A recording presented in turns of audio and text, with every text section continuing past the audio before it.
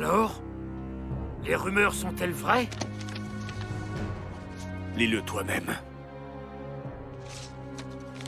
Mais comment? Il était si dévoué à notre cause.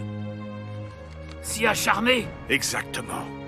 Saul est un acharné. Et il est déterminé. C'est précisément pour cela que nous devons l'arrêter, avant qu'il n'ait l'occasion de causer des problèmes. Il faut que nous trouvions Saul. Et il faut que nous le trouvions très vite. Ah.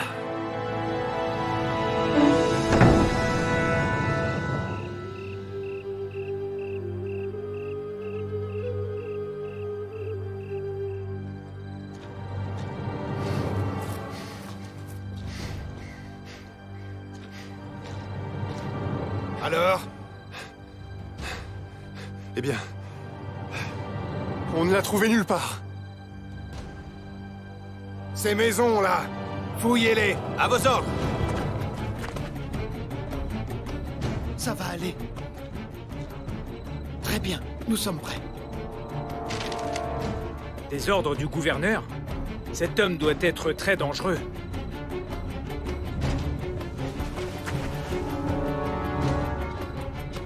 Des soldats! Je t'en prie, fais très attention. Sois tranquille.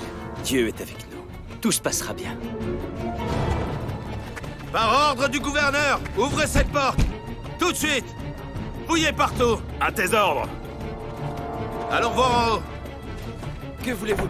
Hors de mon chemin! Il ne pourra pas franchir cette porte. Tu peux compter sur moi.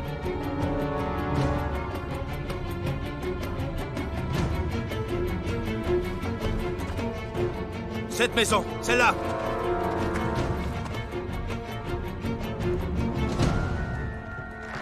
Allons-y doucement. Ici! Ouvrez la porte!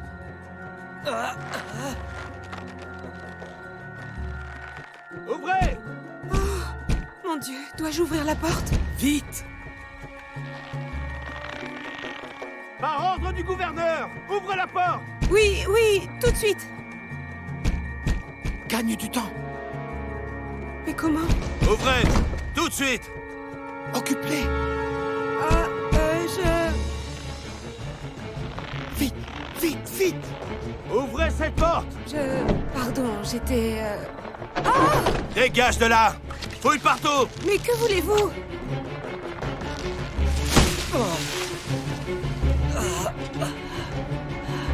Que se passe-t-il?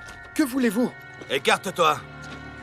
Si vous nous disiez ce que vous cherchez, nous pourrions peut-être vous Tais-toi! aider. Écarte-toi de la fenêtre! Nous pourrons vous apporter notre aide si tu m'en dis Je un peu t'ai plus. dit de te taire! Ce n'est rien, ce n'est rien. Alors? Je n'ai rien trouvé. Il n'y a personne d'autre dans cette maison. En route!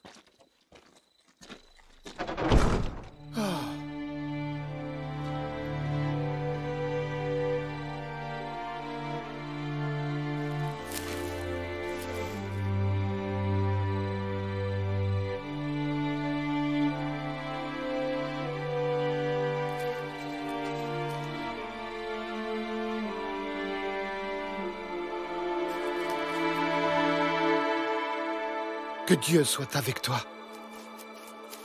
Que Dieu t'accompagne et te protège, Saul.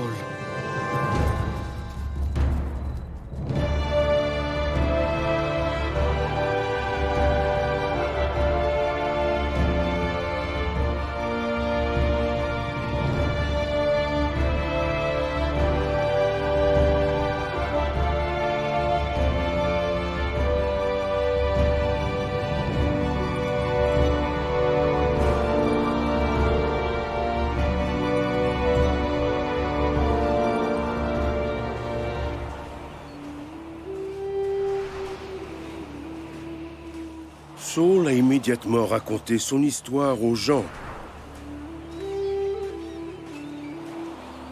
Le moment où il a été arrêté net sur le chemin par Jésus lui-même, lors de sa persécution contre notre peuple. Le moment où il a réalisé que Jésus était réellement le Messie, le Fils de Dieu. Donc, si je comprends bien, Les pharisiens voulaient l'attraper. L'attraper? L'attraper? Il représentait un danger pour leur cause. Ils voulaient le réduire au silence, le faire disparaître, le tuer. À vrai dire, dès lors, la vie de Saul a complètement changé. Il était devenu un fugitif traqué. Dans l'impossibilité de rentrer chez lui, il a cherché refuge auprès de ses frères croyants à Jérusalem, où il espérait être bien accueilli. Jésus-Christ nous a préparés en disant « S'ils m'ont persécuté, ils vous persécuteront. Vous aurez des tribulations dans le monde. Mais prenez courage, j'ai vaincu le monde. » Et nous savons qu'il en est ainsi, car après sa mort sur la croix, fidèle à sa parole, le Seigneur a ressuscité.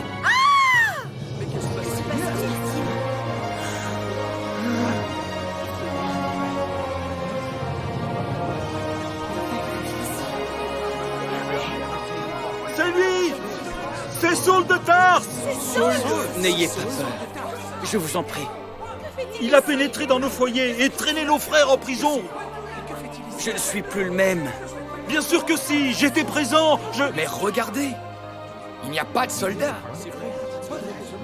Il semble qu'il soit venu seul. Je suis venu tout seul.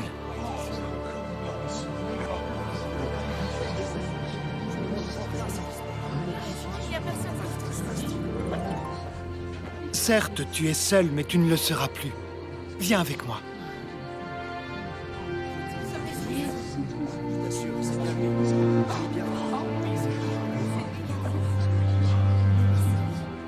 Tu l'as amené ici? Il est dans la pièce d'à côté. Dans la pièce de... Barnabé, mais à quoi penses-tu? Te rends-tu compte de qui est cet homme? Je l'ai entendu parler de Jésus-Christ, à Damas. Je connais parfaitement son passé. Je sais qui il était avant de rencontrer le Seigneur. Rencontrer le... Oui, le Seigneur, sur le chemin de Damas. Il s'y rendait pour persécuter nos frères croyants. Pierre, cet homme a les mains tachées du sang de nos frères. Je te dis qu'il est coupable. J'ai été pardonné. Est-ce si difficile pour toi de croire que Dieu est capable de pardonner à un homme qui a autant péché que moi?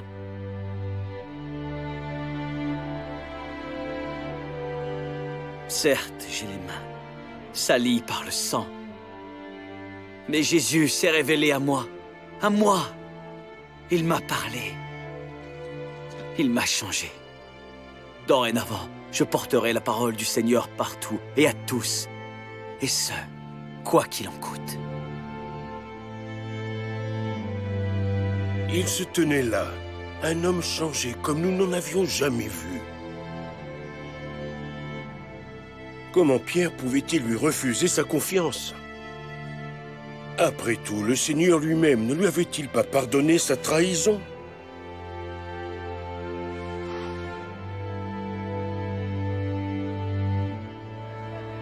Saul était presque imparable. Je l'ai vu. J'ai vu Jésus-Christ, cet homme qui a bel et bien été crucifié. Cet homme que j'avais méprisé, que j'avais insulté.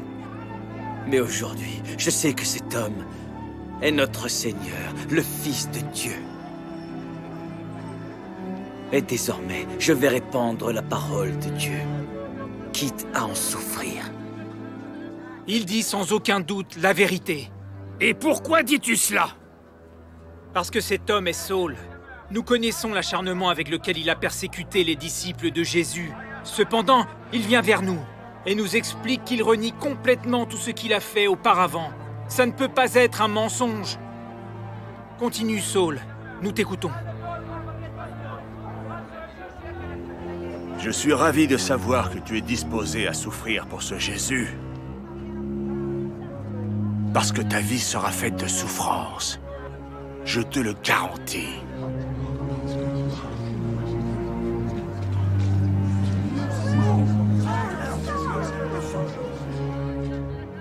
Alors?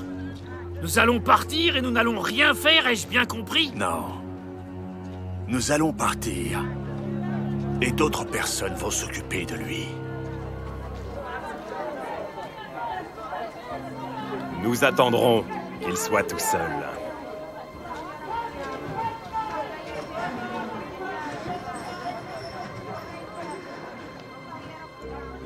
Ils veulent assassiner Paul. Je dois le dire à Pierre. À Tars, dis-tu? Uniquement pour ta sécurité et... Je ne suis pas inquiet pour ma sécurité. Mais nous le sommes. Ne comprends-tu donc pas? Il y a des gens en prison et d'autres qui sont morts à cause de ce que j'ai fait. C'est justement pour cela que nous devons être prudents. Les gens savent parfaitement qui tu es. Quand tu raconteras ton histoire, elle touchera le cœur de beaucoup d'autres personnes. Peut-être même d'autres personnes comme toi. Les pharisiens le savent très bien. Et ils voudront t'en empêcher. Saul, tu es une menace pour eux. Tu dois aller à Tars pour ta sécurité. Mais je veux... Ainsi que pour la sécurité des autres croyants. Du moins pour l'instant. Nous devons livrer sa bataille à sa manière, pas à la nôtre. Que Dieu t'accompagne, Saul.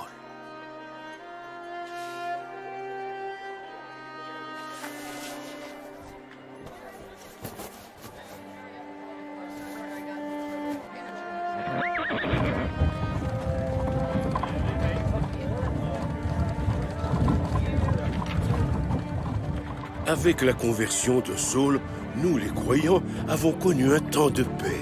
Et durant cette période, notre nombre a grandi. Mais pas seulement parmi les Juifs. À notre grande joie, le message de Jésus a été accepté par des Juifs comme par des non-Juifs. Quel que soit leur passé, leur religion ou leur race, le Christ était présent pour tout le monde. Et lui, il accueillait tout le monde. Que Dieu a ressuscité d'entre les morts. Une fois que Jésus a été baptisé, Jean vit l'Esprit de Dieu descendre comme... Voyez-vous, Dieu n'a pas envoyé son Fils sur notre terre pour la condamner. Et alors Jésus a dit, l'heure vient où les vrais adorateurs adoreront le Père... Jésus a dit, va et ton fils vivra. Alors que cet homme rentrait chez Le malade lui répondit, Seigneur, je n'ai personne pour me jeter dans la piscine quand l'eau est agitée. Et c'est vraiment impressionnant. Vous êtes débordés.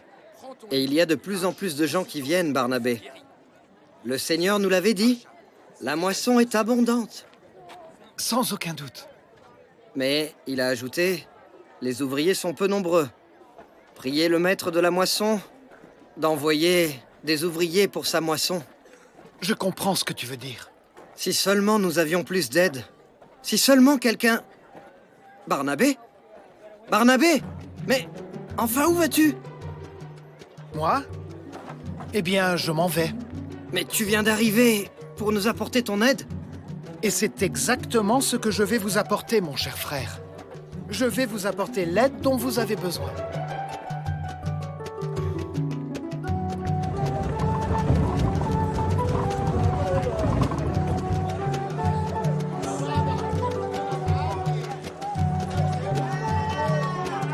Excuse-moi, je cherche Saul. Il est par là. Ah ah!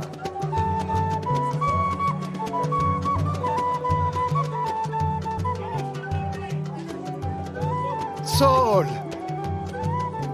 Barnabé? Barnabé? Qu'il est bon de te revoir. Que fais-tu donc ici? Je te cherchais, évidemment. Mais tu reprises des tentes? Un homme doit travailler. Pour le moins, en attendant les instructions de Dieu. Eh bien, sache qu'elles sont arrivées. Suivez-moi, et je vous ferai pêcheur d'hommes.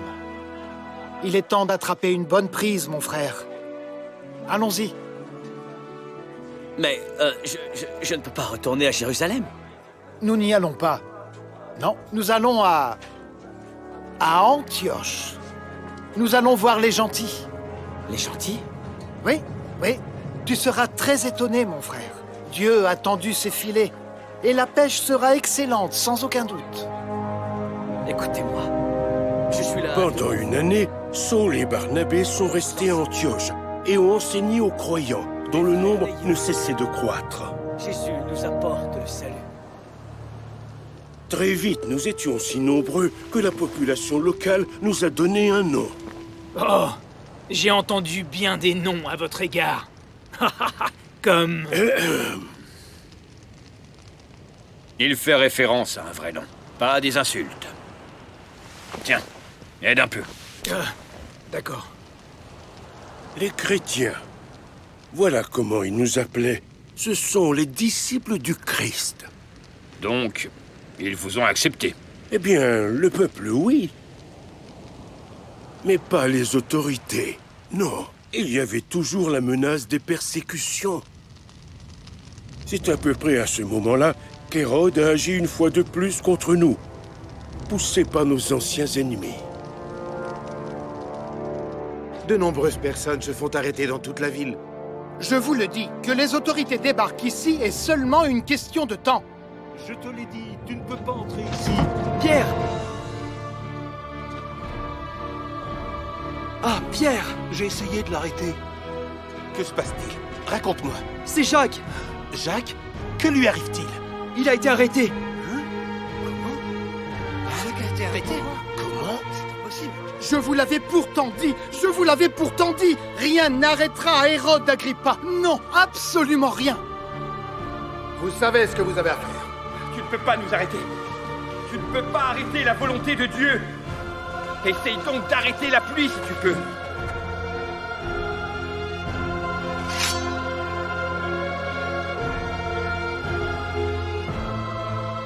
Seigneur, je viens te rejoindre.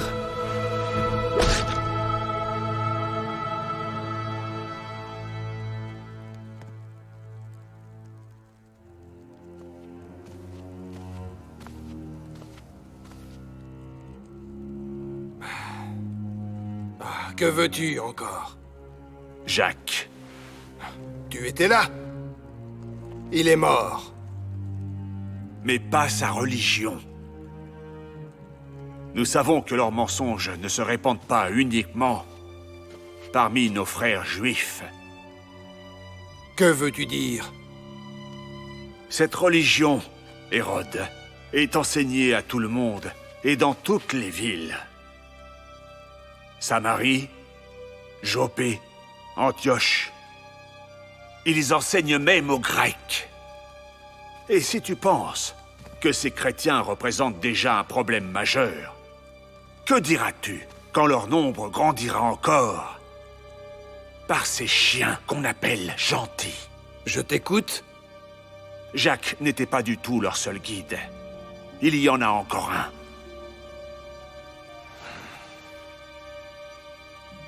Je parle du pécheur. Celui qu'on appelle... Pierre! Cette fois, ils ont arrêté Pierre! Que dis-tu? Comment? Où ça? Il faut prévenir les autres. Dis-leur de nous retrouver ici. Je fais passer le message. André, allons-y. Oh, Jean! Pauvre Pierre! Bien qu'Hérode l'ait fait enchaîner, les chaînes et les verrous ne pourront pas entraver le pouvoir de Dieu. Prions et faisons-lui confiance. Il fera un miracle.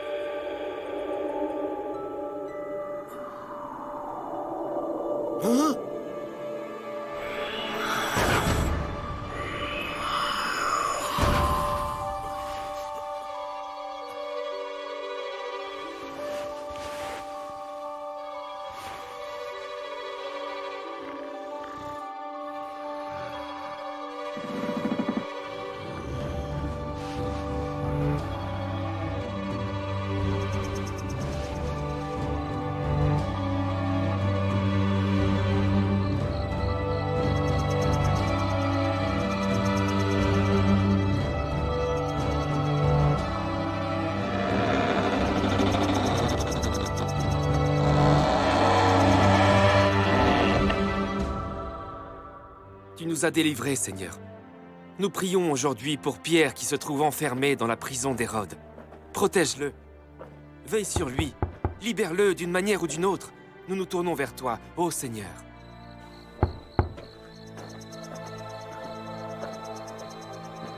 Qui est-ce? C'est moi. C'est Pierre. Ouvre la porte.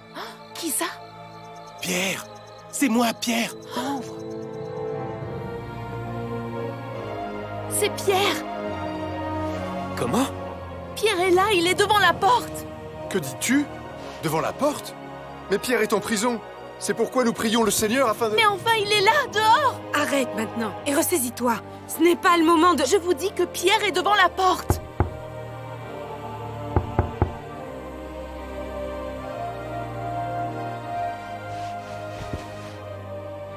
Jean, fais très attention. Pierre, ferme la porte. Comment t'es-tu évadé? Mais que s'est-il passé? Mais enfin, Pierre, comment? Par le pouvoir de Dieu. Que veux-tu dire? Un ange du Seigneur m'a fait sortir de prison. C'est un miracle. Même les gardes ne se sont rendus compte de rien. Explique-moi comment... Il n'y a pas de temps pour les explications. Je dois m'enfuir de la ville.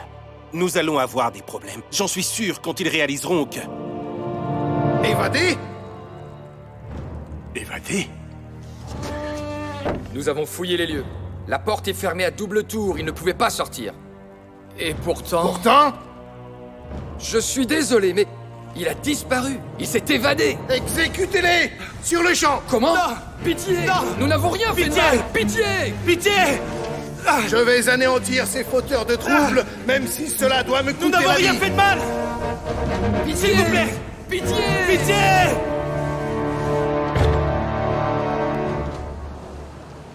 Et voilà exactement ce qui s'est passé. Que veux-tu dire? Il ne vous a pas éliminé? À vrai dire, non. En revanche, il est mort. D'aucuns disent que c'était par les vers. Moi, je dis plutôt que c'était par l'œuvre de Dieu. Avait-il été sacrifié par le Seigneur? Non. Mais Jacques avait été tué, Pierre s'en était allé, et ceux qui restaient avaient dû se séparer et fuir. Vous n'avez peut-être pas été éliminé, mais vous avez été dispersé. Cela a dû être une période sombre pour vous. C'est vrai. Mais il est tout aussi vrai que dans la plus grande obscurité, une petite lueur peut être vue à des lieues.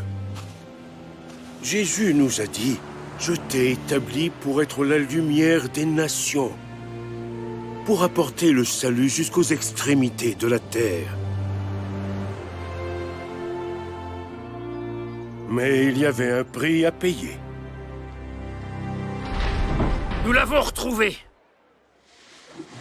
Saul? Paul. Voilà comment il se fait appeler maintenant, par un nom romain. Donc, il a renié son nom juif. Dans l'intention, comme nous l'avons entendu dire, de devenir le serviteur de tous afin d'attirer le plus grand nombre vers Jésus-Christ le Messie. Plutôt pour tromper le plus grand nombre, dirais-je. Et donc, où est ce traître? À Lystre. Mais depuis le départ d'Hérode, nous y avons peu d'alliés. Parmi les autorités, peu, en effet. Mais nous avons d'autres moyens à notre disposition. Envoie un message à nos frères pharisiens de Lystre. Dis-leur de surveiller de près le moindre rassemblement, la moindre agitation. Peu importe où ils auront lieu, Saul en fera certainement partie. Paul! Comme je te l'ai dit, il se fait désormais appeler Paul. Oui, merci, j'avais compris. Je me fiche du nom qu'il porte. Je me fiche qu'on l'appelle Saul, Paul ou César. Qu'on transmette le message à Lystre.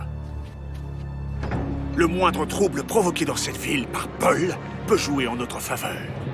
Il est guéri! Regardez! Regardez! Je peux marcher! Je peux marcher! Mais c'est impossible! Regardez! Regardez-le! Mais comment est-ce arrivé? Ce sont eux! Je les ai vus! Ils ont guéri cet homme! S'il vous plaît, j'ai un frère malade. Peut-être pouvez-vous le guérir aussi. Peuple de Lystre. Peuple de Lystre. Je vous en prie, arrêtez. Arrêtez.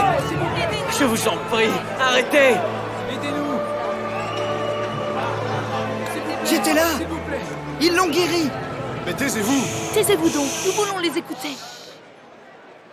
Cet homme qui se présente devant vous est guéri. Guéri, guéri au nom de... Mercure! De Mercure, que dit-il? De Mercure et de Jupiter! Jupiter? Non, je vous en prie, peuple de... Les dieux sont descendus jusqu'à nous! Les dieux! Cet homme a été béni par les dieux. Appelez le prêtre de Jupiter! Ah, les voilà! Ce sont ces hommes! Ah, dégagez le passage. Et que faites-vous donc? Arrêtez! Arrêtez! Laissez-les parler. Je vous dis, laissez-les parler. Mais que faites-vous donc? Vous nous prenez pour des dieux? Nous? Comme si nous avions quoi que ce soit à voir avec la guérison de ce pauvre homme. Vous êtes trop modeste par Mercure. Laissez-nous vous offrir un sacrifice. Ce n'est pas grâce à nous que cet homme a retrouvé l'usage de ses jambes. Ni grâce au pouvoir de Mercure, ni celui de Jupiter. Oh! Mais qu'a-t-il fait? Pourquoi a-t-il fait cela? Pourquoi avez-vous... Écoutez-moi, cet homme a été guéri grâce au pouvoir de Jésus-Christ, le Fils de Dieu. Le Fils de Dieu? Non. Non! C'est un sacrilège! Lapidez-les! Débarrassez-nous d'eux! Sacrilège! Lapidez-les! Débarrassez-vous d'eux! Ah! Sacrilège! Lapidez-les! Lapidez-les!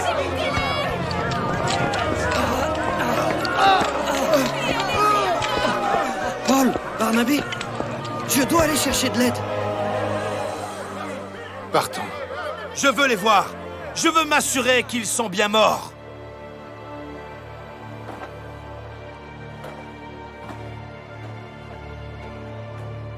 Partons maintenant. Partons. Que Jérusalem apprenne que Paul est enfin mort! Immédiatement!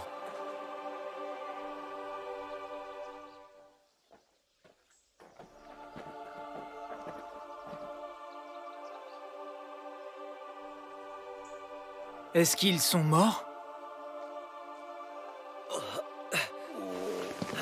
Nous allons bien. Dieu merci. Dieu merci. Parle pour toi. Oh, ma tête! Aide-moi à me relever. Doucement, laisse-moi t'aider. Je vais te porter. Ça va, je vais bien. Doucement. Oh. Où vas-tu donc? Mais où va-t-il donc? Là où j'ai été envoyé. Prenez soin de lui.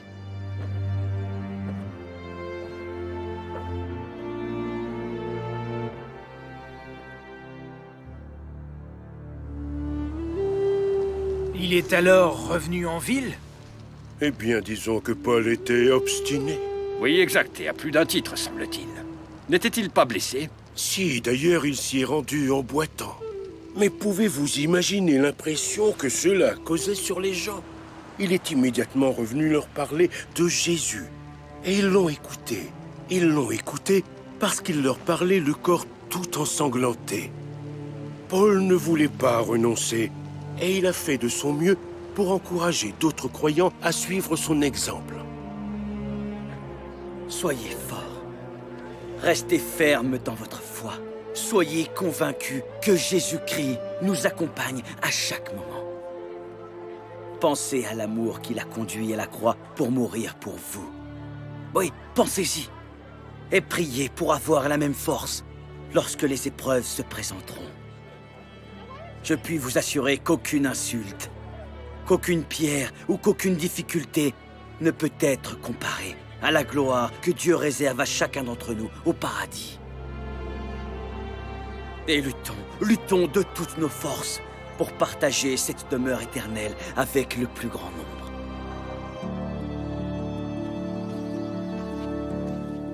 Pendant des années, Paul et ses compagnons ont voyagé de ville en ville.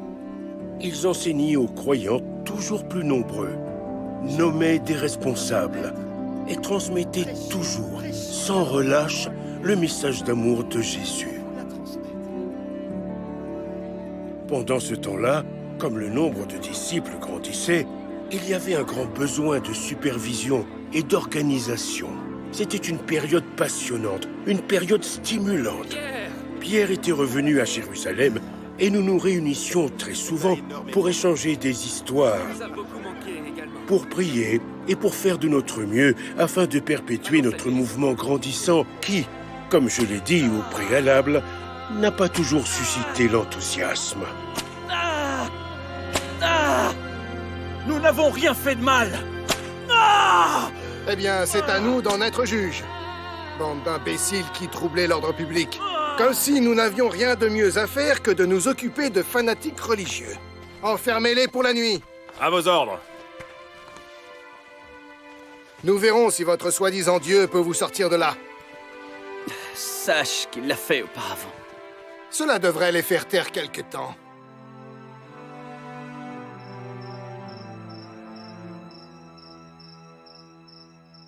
À minuit, je me lèverai pour te remercier, pour te louer. Ne se taira-t-il donc jamais?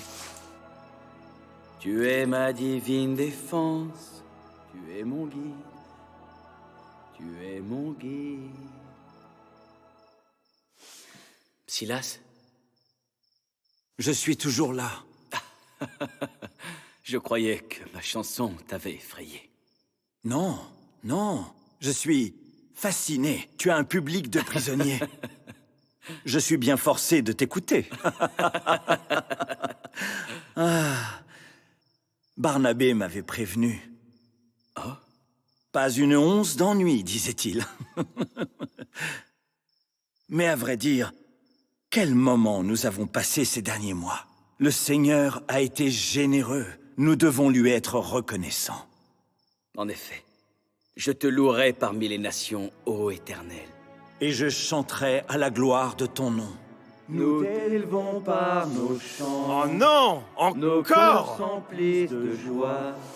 Ils vont m'entendre! Ah!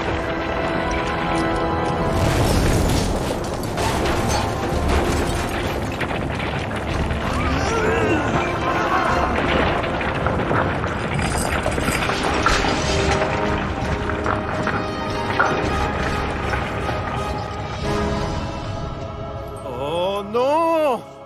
Il va me tuer! Le magistrat demandera ma tête!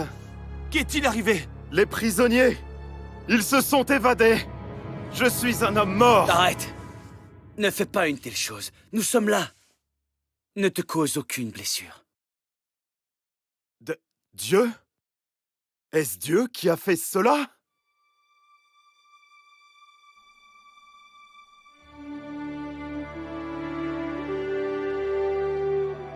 Cette nuit-là, le gardien de la prison ainsi que sa famille ont commencé à avoir foi en Jésus.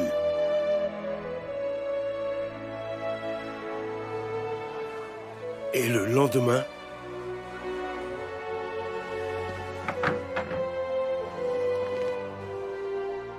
J'ai de bonnes nouvelles pour vous. En fait, le magistrat a décidé de vous remettre en liberté. De nous remettre en liberté? Le magistrat? Oui. De plus, il souhaiterait que vous profitiez de cette occasion pour quitter la ville. Il nous a arrêtés. Nous, citoyens romains. Il nous a condamnés, nous a fouettés, nous a emprisonnés. Tout cela publiquement. Et maintenant, il souhaite que nous partions discrètement.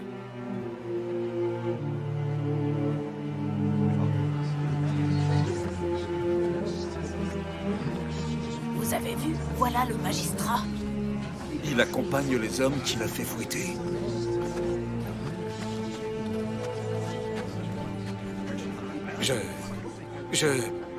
J'ignorais que vous étiez des citoyens romains. Je vous en prie. Partez en paix.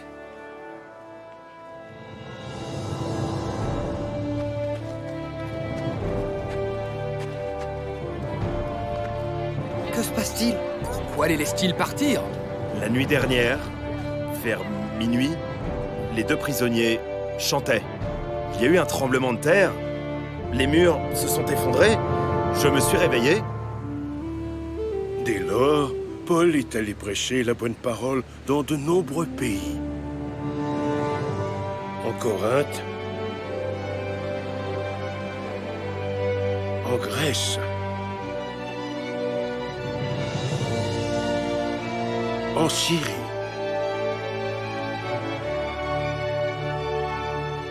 son périple aura duré 2 ans, et Dieu bénissait le travail de Paul en réalisant de nombreux miracles.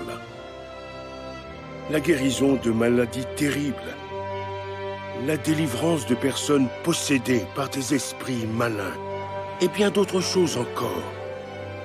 Je vous laisse le soin de les imaginer. J'ai donc appris à me contenter des conditions que je rencontre. En tout et partout, j'ai appris à être rassasié et à avoir faim, à être dans l'abondance et à être dans la disette. C'est pour Paul. Je puis tout par celui qui me fortifie. J'ose espérer que vous saurez en faire de même. Je vous le dis, je n'ai jamais douté que je devais servir Dieu. Et je n'ai jamais vu en toutes ces années. Que se passe-t-il? Attic, il est tombé. Mon fils. Il est tombé de la fenêtre. Oh, mon fils. Mon fils. Est-il mort? Mon garçon. Mon garçon. Il est... Attic. Non. Non. Ne pleure pas. Rien n'est impossible. Pour Dieu.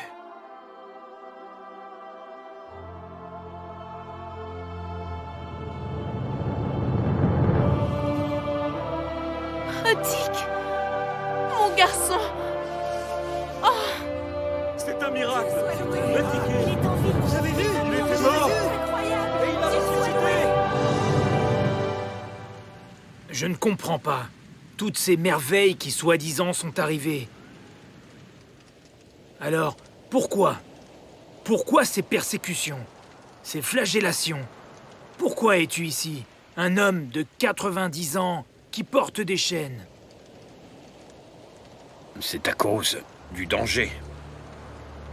Du danger? Quel danger? Regarde-le. Et regarde-nous donc. Dis-moi, Poulot, n'as-tu pas l'impression de changer en écoutant ce vieil homme de 90 ans sans armes? Il me semble que lorsque l'on change un homme de l'intérieur, son être tout entier change. Elle est donc là, la menace. Tous ces miracles inexplicables, la suppression des barrières entre les personnes, y compris l'idée de pouvoir aimer ses ennemis. Cela change absolument tout. Exactement. Et les miracles, ce n'était pas seulement guérir des personnes ou en faire revenir d'autres de la mort.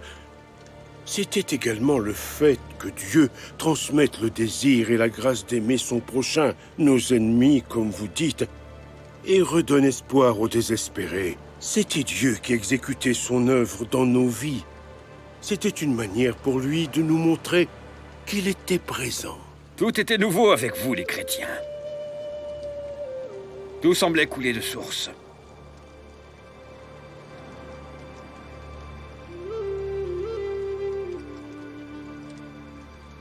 Tu ne le comprends pas, Poulot? Ce n'était pas seulement une nouvelle religion, un nouvel ensemble de règles ou de croyances. Il n'a jamais été question de cela. Il s'agissait plutôt de Jésus, en vie, habitant dans le cœur de chacun des croyants, dans le cœur de ceux qui viendraient vers lui. Les barrières ont été mises à bas, riches, pauvres, maîtres, esclaves. les gens commençaient à se soucier les uns des autres, à prendre soin les uns des autres. Une révolution.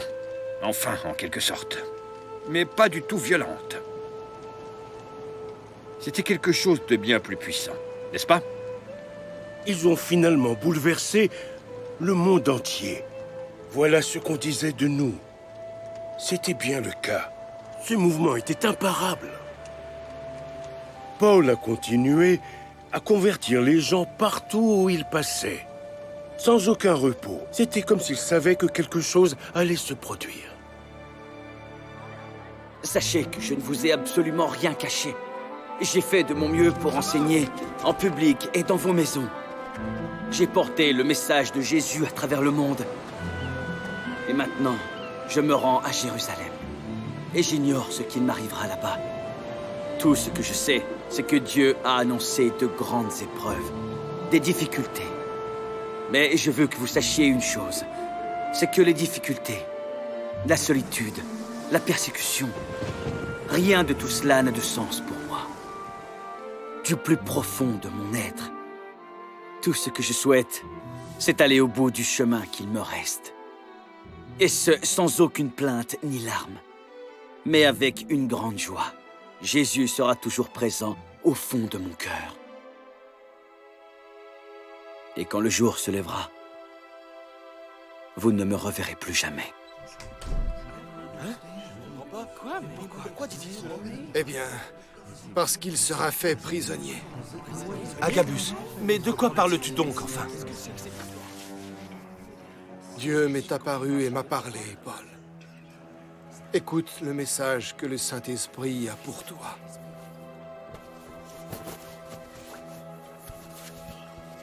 L'homme à qui appartient cette ceinture, les Juifs le liront de la même manière à Jérusalem et le livreront entre les mains des païens. Tu ne dois pas y aller, Paul. Tu ne dois pas.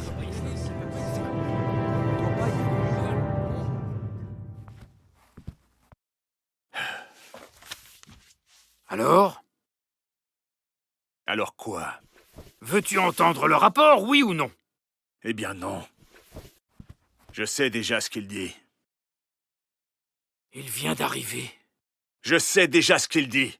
J'imagine très bien ce qu'il dit. Plus de conversion au christianisme, plus de villes, plus de pays, plus de... bla bla bla. Je l'ai déjà entendu, je le sais déjà. Ça fait 25 ans. 25 ans? Depuis la mort de ce Jésus de Nazareth. Et? Eh bien, ce sont 25 ans de frustration. Je veux en finir. Je veux que ça s'arrête. Je veux... Paul. Ne prononce pas ce nom. Je ne... Il revient. Ici? Le rapport dit qu'il est de retour à Jérusalem pour l'une de leurs fêtes religieuses chrétiennes. Une nouvelle fois, la ville regorgera de monde. Il apportera le désordre, comme il le fait toujours. Et... Le nouveau gouverneur ne le tolérera jamais. Exactement. Ce qui veut dire... Ce qui veut dire...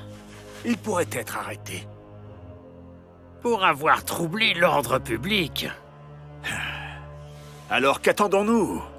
Notre vieil ami vient nous rendre visite. Préparons-lui un charmant accueil. Un charmant accueil qu'il ne sera pas prêt d'oublier.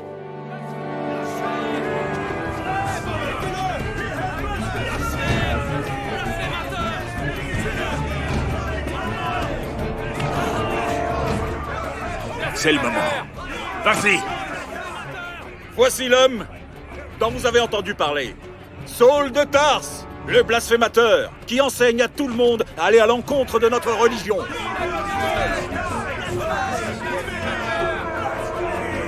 Je ne fais rien de la sorte. Blasphémateur! Je n'ai jamais rien fait de la sorte. Je parle uniquement de ce que Dieu m'a enseigné. Laissez-moi parler. Et en plus, laissez-moi parler. Il est venu avec ses compagnons, des étrangers qui sont interdits dans notre temple. Il les a amenés pour profaner ce lieu sacré. Lapidez-les! Lapidez-les!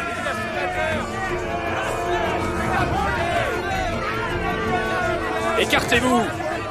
Circulez!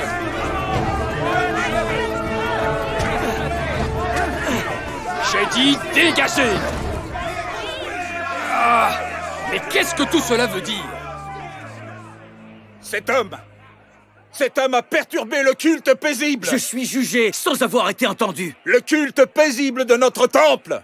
C'est un fauteur de troubles. Je n'ai rien fait de... Un blasphémateur. Emmenez-le. Hors de ma vue. Suis-moi. Écartez-vous. Reculez. Reculez, j'ai dit. Fouettez-le. Allez. Reculez. Quoi? Reviens ici. Tu n'as pas le droit. Oh, pourquoi? Parce que tu es un citoyen juif modèle, peut-être? Non. Simplement parce que je suis romain. Un citoyen de Rome.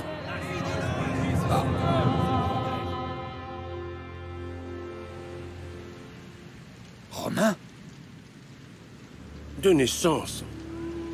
Paul était un citoyen romain. Il était libre de naissance et en tant que tel... Les membres du tribunal auraient enfreint la loi si Paul n'avait pas eu droit à un procès équitable. Donc, pourquoi ne l'a-t-il pas mentionné avant? Pourquoi à ce moment-là? Jésus lui était à nouveau apparu. Le Seigneur lui avait assuré que, comme il avait témoigné de l'Évangile partout ailleurs, il pourrait en faire de même au plus haut siège du pouvoir. Rome. Rome. Mais la loi romaine n'était pas prête de protéger Paul de ses ennemis.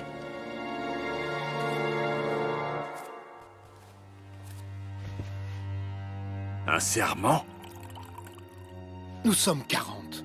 Nous ne mangerons pas et ne boirons pas tant que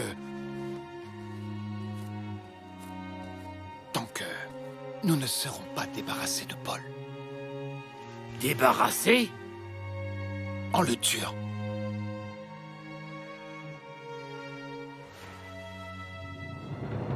Dites au magistrat de vous l'amener demain matin. Et puis, dites-lui que vous souhaitez lui parler. Ensuite, quand il arrivera, voilà ce que nous ferons. Nous lui tendrons un piège.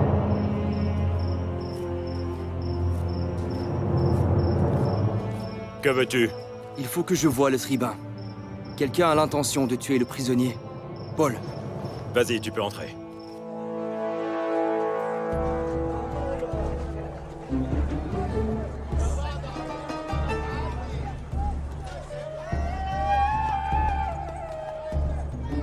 Ils arrivent.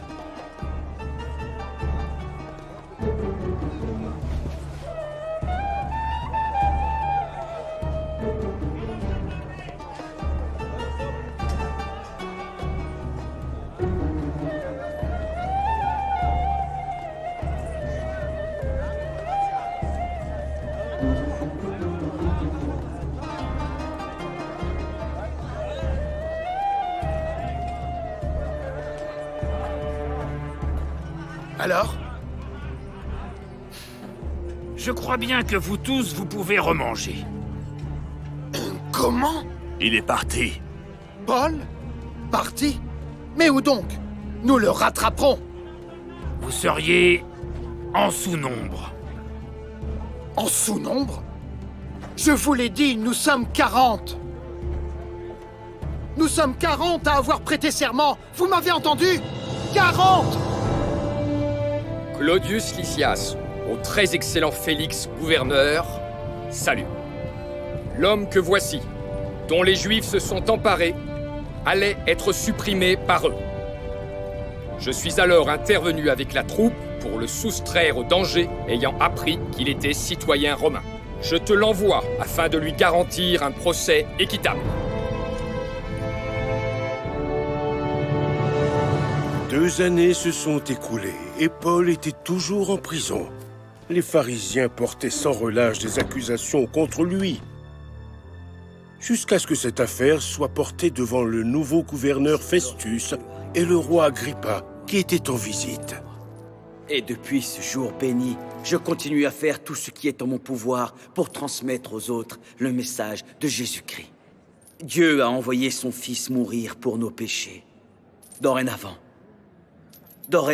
il offre à tout le monde, aux Juifs aussi bien qu'aux non-Juifs, le pardon et la récompense d'une vie au paradis à tous ceux qui croient. Voilà pourquoi je suis menacé de mort. Alors qu'en fait, je ne fais que répéter ce que nos grands prophètes et Moïse lui-même ont dit auparavant. Tu es un excellent orateur. Tu m'as presque convaincu.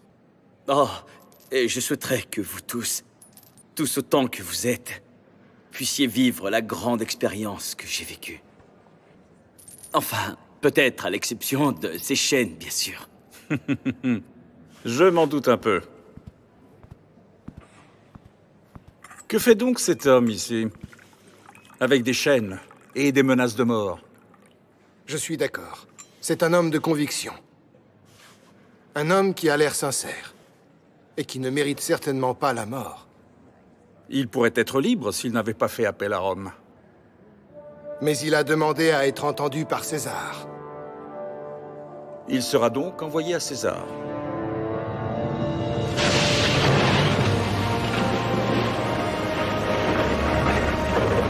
Descendez les canaux de sauvetage! Sur le champ! Que fais-tu? Vous voulez survivre, n'est-ce pas? Soit c'est ça, soit c'est ça, soit nous mourrons! Nous ne mourrons pas. C'est Dieu qui me l'a dit.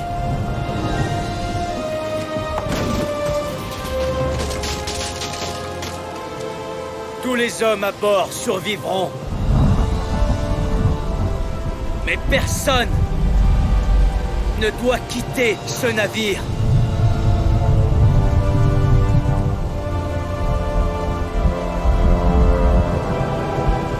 Fais ce qu'il a dit! Êtes-vous complètement fou? Descendez-les! As-tu entendu? Fais ce qu'il dit!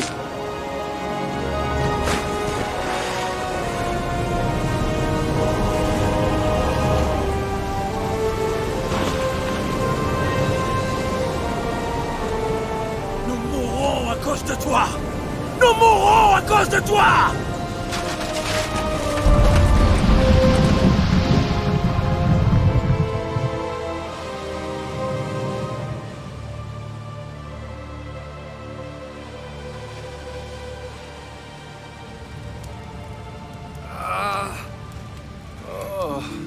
Tiens, bois ça.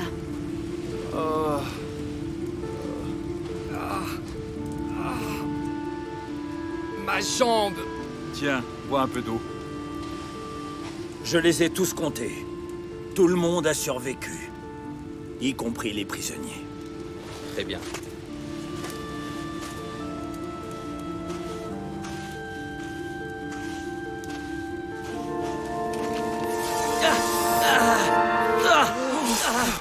Une vipère! Que s'est-il passé? Il a été mangé par une vipère! Une vipère? Tu seras mort avant de t'en rendre compte. Je me demande quel crime il a bien pu commettre pour survivre en mer et finalement mourir sur Terre.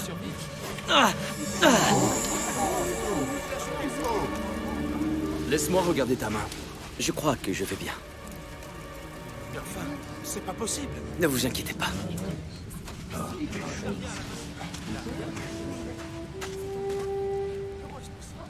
C'est tout à fait impossible. Il devrait être mort. Mais que fais-tu? Eh bien, tout le monde a froid. Nous avons besoin de plus de bois pour les feux de camp. Paul a donc survécu à la morsure du serpent, et certaines personnes l'ont pris pour une espèce de dieu. Paul, bien évidemment, l'a tout de suite démenti. Mais il en a profité pour leur parler de Jésus. Lorsque Paul a miraculeusement guéri le père du chef de l'île par la prière, la nouvelle s'est rapidement répandue. Bientôt, de nombreuses personnes malades lui ont été amenées et elles ont également été guéries. Ils auront finalement passé 3 mois sur l'île. Paul enseignait. Dieu imposait sa présence parmi eux. Et beaucoup de vies ont alors changé. Lorsque l'hiver s'est terminé, ils ont repris leur voyage. Ils sont finalement arrivés à destination. À Rome.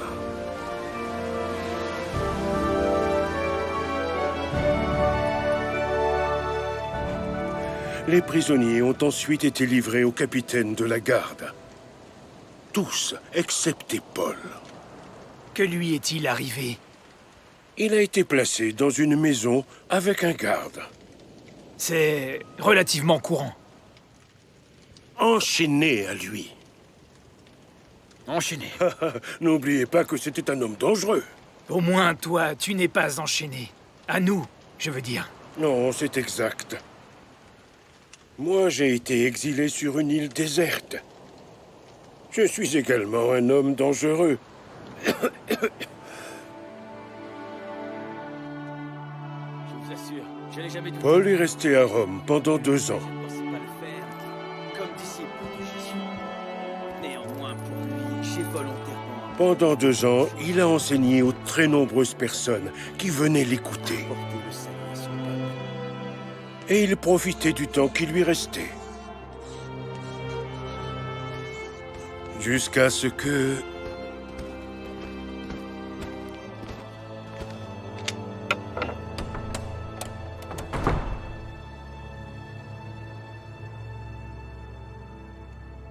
Je suppose que vous n'êtes pas venu pour changer la garde.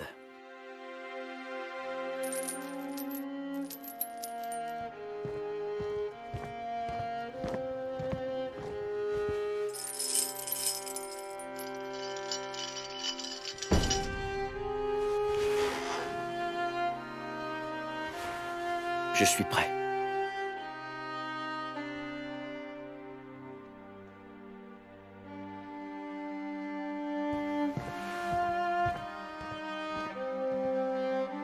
Mais je voudrais que vous sachiez que les choses qui me sont arrivées ont contribué à la diffusion de l'Évangile. De nombreux frères qui ont vu mon assurance, même dans les fers, ont maintenant bien plus de courage pour parler sans crainte. Et aujourd'hui, je suis convaincu que Dieu sera glorifié dans mon corps, soit par ma vie, soit par ma mort. Car pour moi, vivre c'est le Christ. Et mourir est un avantage.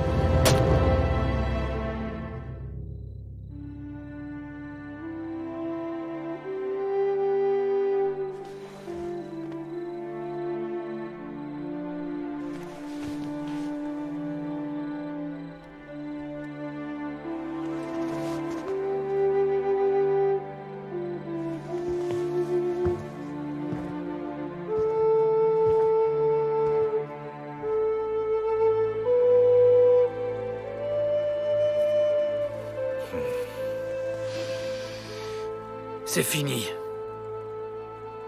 Paul est mort. Ah. Il ne nous causera plus de soucis.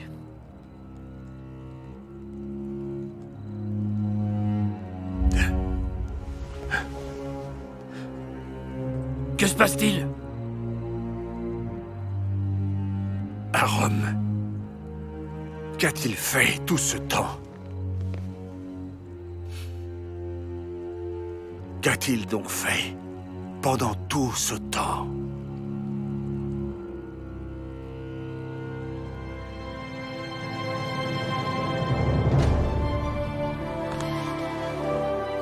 Moi, Paul, serviteur de Jésus-Christ, appelé à être apôtre, mis à part pour annoncer l'évangile de Dieu. Qui nous séparera de l'amour de Christ? Serait-ce la détresse, l'angoisse, la persécution, la faim? Serait-ce le danger ou l'épée? Non. Au contraire, dans tout cela, nous sommes plus que vainqueurs, grâce à celui qui nous a aimés.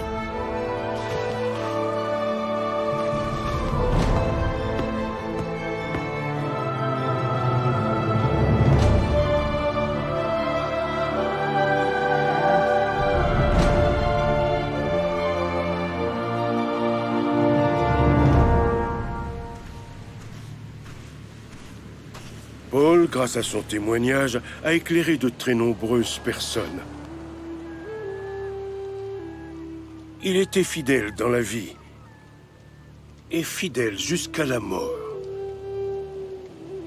Et puis les autres sont tombés, un à un. André a été crucifié. Matthieu est mort en martyr en Éthiopie. Thomas en Inde. Jacques a été jeté hors du temple et lapidé.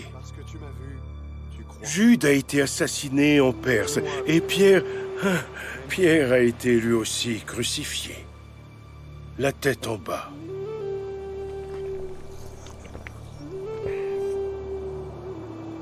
Chacun d'entre eux est resté fidèle, même dans la mort. Ils ont donné leur vie pour les autres, comme notre Seigneur l'a fait pour nous.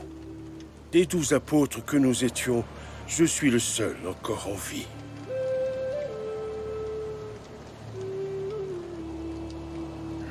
Pour continuer à témoigner. Devant nous. Oui, devant vous.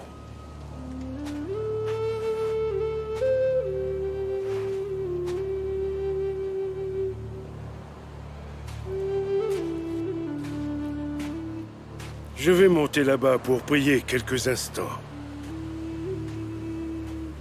Ne vous inquiétez pas, je ne vais pas m'évader. Je suppose que la question est... Cela en vaut-il la peine?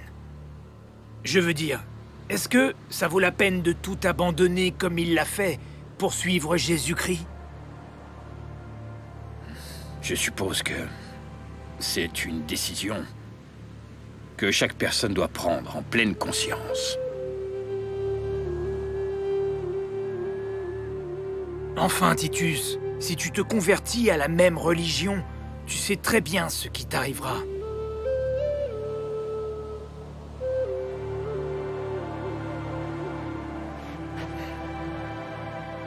Cela en vaut-il la peine?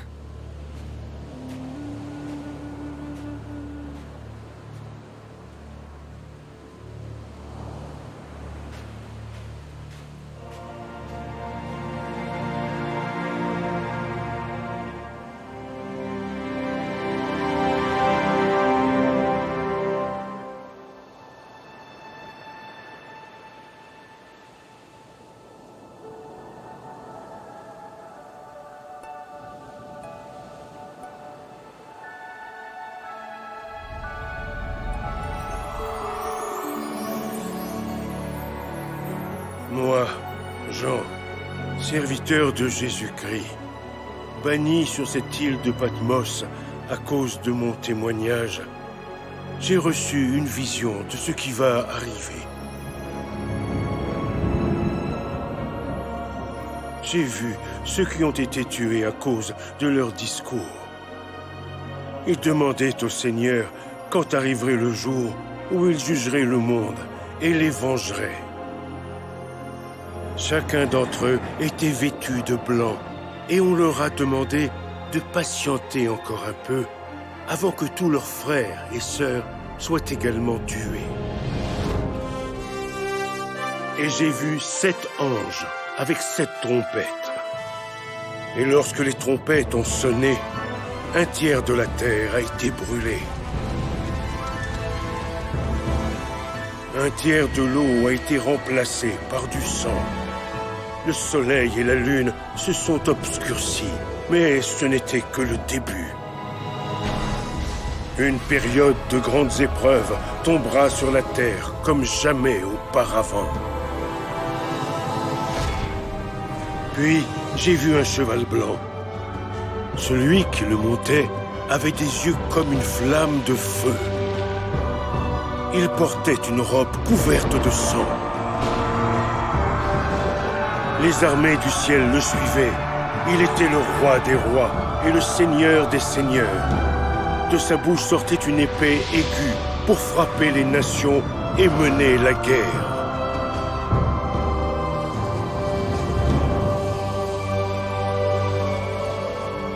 Pour finir, j'ai vu un nouveau ciel et une nouvelle terre. Et tous ceux qui ont la foi et qui sont restés fidèles jusqu'à la fin régneront avec lui pour toujours et à jamais. Il sera notre Dieu et nous serons son peuple.